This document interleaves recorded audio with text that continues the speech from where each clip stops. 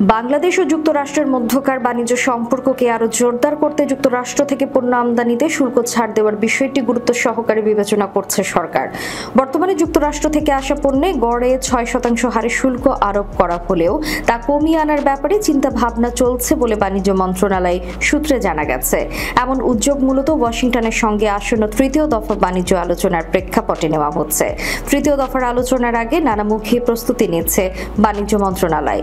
আলোচনায় সহায়তার জন্য দেশের ব্যবসায়ীদের একটি প্রতিনিধি দল যুক্তরাষ্ট্রে পাঠানোর পরিকল্পনা রয়েছে।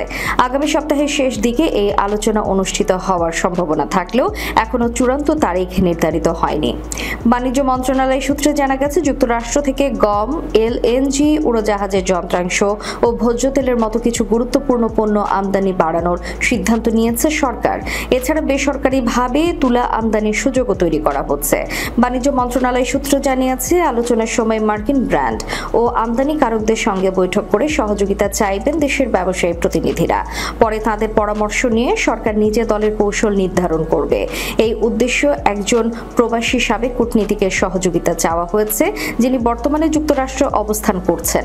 বাণিজ্য মন্ত্রণালয় জানায়, যুক্তরাষ্ট্রের সঙ্গে নন ডিসক্লোজার এগ্রিমেন্ট করায় সরকারি দলের সঙ্গে ব্যবসায়ীদের একত্রে আলোচনায় অংশগ্রহণ সম্ভব হচ্ছে না। তবুও পরামর্শের জন্য বিকল্প পদ্ধতিতে যুক্ত হচ্ছেন ব্যবসায়ী গবেষকেরা।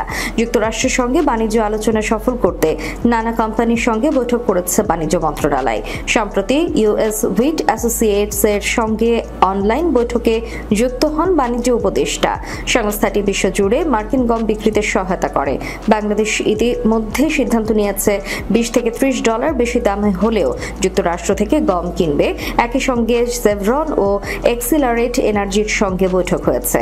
দুই প্রতিষ্ঠানই জ্বালানি সরবরাহে বাংলাদেশে কাজ করছে।